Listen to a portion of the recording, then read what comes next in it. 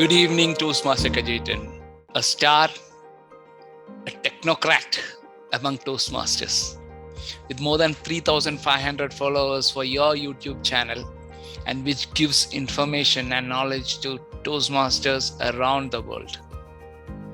Nice to catch up with you today. And today, in this short format, where we call this as bright spots, it's about those people around us who shine so bright that they bring in light into the lives of people around them. Today, we have one such bright spot in you. So question number one is that when I take up a role as a VPPR, mostly what happens is that those who take up this for the first time, they may not have access or knowledge of tools like Photoshop, Canva, all those advanced tools. So can a Toastmaster manage all his designing requirements with the help of PowerPoint? Thank you for this very interesting question. I want to, first of all, before addressing your question, address the important part of Photoshop and Canva. Photoshop definitely is a very complex software. It has a very steep learning curve, and unless you already have knowledge of Photoshop, I don't recommend anybody trying to learn Photoshop to do justice to their VPPR role. Canva, on the other hand, is designed with creating simple designs quickly. It's web-based. So there, if you invest of 1 hour or 2 hours at the most, you would be proficient in Canva within a short period of time. Coming to PowerPoint. PowerPoint is an amazing tool when it comes to designing. It can do so many things, though its basic DNA is presentations. It's never designed for creating posters. You can do it, but if you have experience, let's say you are working in an office and you have access to Microsoft Office, all the latest features, Office 365, and you are already proficient in PowerPoint, then certainly continue your journey in VPPR using PowerPoint. There is no need for you to jump to Canva or any other software, because you can do everything that you need in PowerPoint itself. But if you ask me, if the VPPR doesn't have knowledge of any of the tools and he just took up the role, then the easiest journey for him wouldn't be PowerPoint, because it is a steep learning curve compared to Canva, because Canva, you log in and within few minutes you can start designing. So it depends on where you come from. You've come from a background where you have strong knowledge of PowerPoint, please continue your journey using PowerPoint. You will do excellent job. And I've seen amazing posters created in PowerPoint. Canva, people say that it is a bit complicated and it may be difficult to do the branding and make brand compliant posters with the use of Canva. So is that so, or Canva can give us an advantage? What is your take? Now, Canva comes in two flavors, the free version and the paid version. The paid version, you have to pay something like $9.99 per month, and the free version is free. If you were to go for the paid version, maybe as a club, then branding is really easier than anything else, because you can create what we call a brand palette of all the logos, colors. So branding becomes drag and drop. But what if you don't want to pay for the pro version of Canva? Well, the free version allows you to store in its brand palette 3 colors. And as you know, coincidentally, the 3 colors of Toastmasters, the brand colors of Toastmasters also happens to be 3. So with the free version, you could just go and define those 3 brand colors. So when you start designing, you don't have to remember the color codes. They're there on your palette, just drag and drop. You might have to, of course, remember the happy yellow, because that's the 4th color. But when it comes to branding, you say it's difficult to remember. I have a sheet like this with me, in front of me, with all the brand colors on it. So whenever I want to do something in Canva and I forgot the color code and it's not in my brand palette, I will just refer to it. Just keep a card like this with all the 6 or 7 color codes that are available in the brand manual. And you should be up and running, creating brand content in no time. So that means that even if I don't have a paid version of Canva, I can easily manage with the 3 colors. And just one thing, I have to intelligently keep that card with me so that I don't forget the color and color code. Brilliant. Thanks a lot. That's a good tip.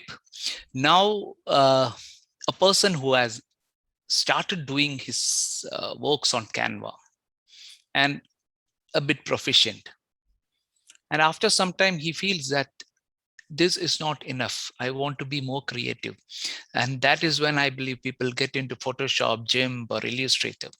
So what extra can this Photoshop and Illustrator offer uh, above Canva? A very interesting question. And we need to look at it from more of a perspective of the role of the VPPR. I sort of have this concept that VPPR or any role for that matter in Toastmasters, first of all, is a voluntary work. And you shouldn't be investing so much time creating content for branding, because the way Toastmaster branding works is that all the assets that you need are provided to you: the colors, the fonts, the photos, which means building a brand compliant design is as simple as going and bringing the assets from the brand portal of Toastmasters, mixing them up.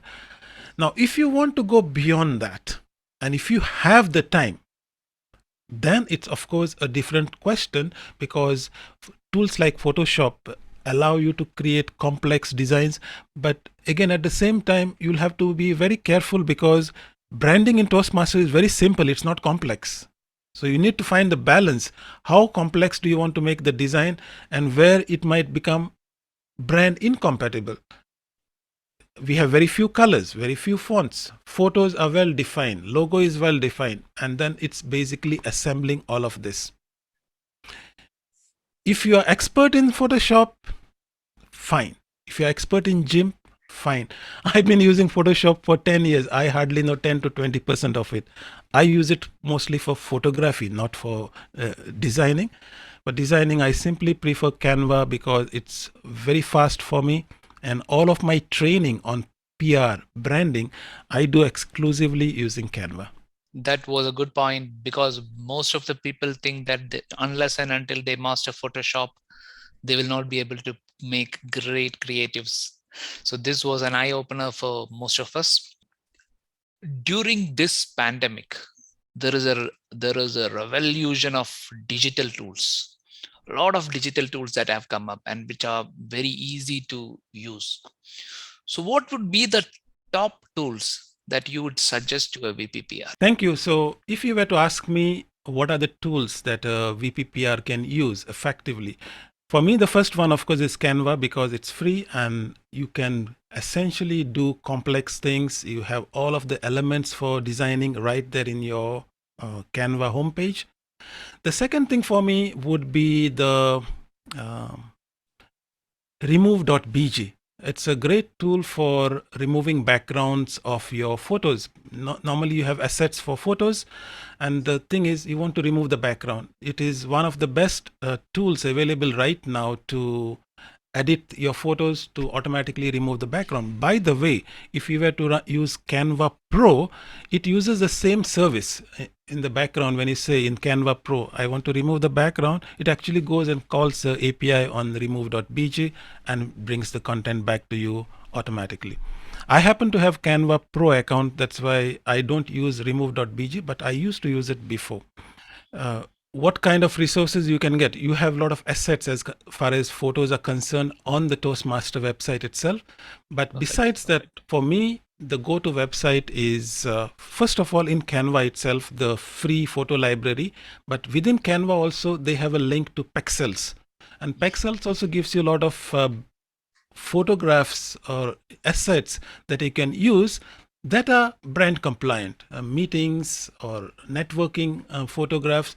If you don't want the same ones that are available or the limited ones that are available in Toastmasters website. As a new VPPR who is taking the mantle and going ahead, and he is being threatened by people, look, the other VPPR did an amazing job and the creatives were so superb and it was very impressive and a lot of PR awards to be won. So he is confused. What would be the 5 tips that you would give to him?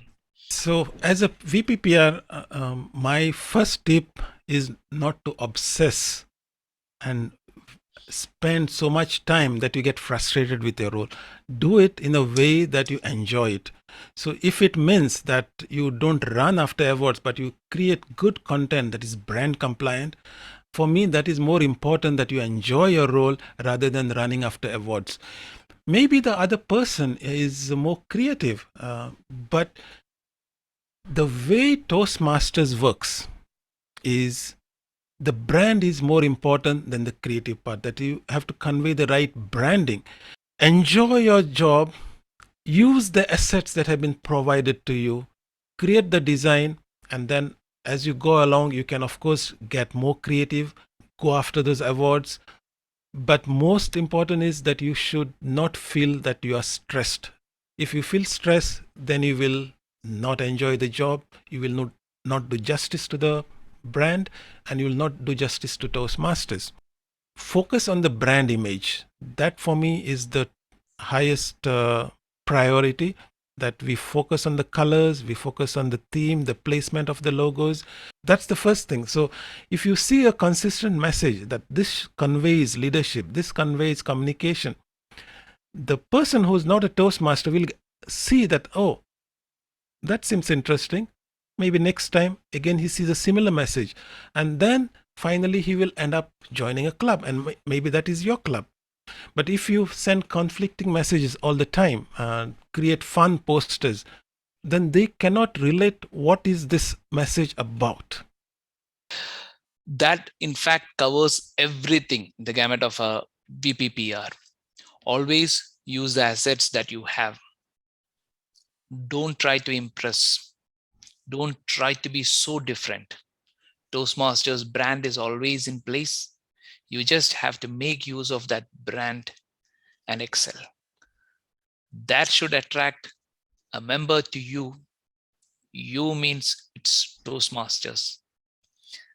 Thanks a lot, Toastmaster Cajetan, for being here. And we will be following you regularly for any update that's happening on Toastmaster front, on technical front. And wherever there is a new innovation, we will always check your channel, Tech for Toastmasters. And thank you, Saiju, for giving me this opportunity to interact with you and talk about branding and design. I wish you all the best, and all the best to District 105.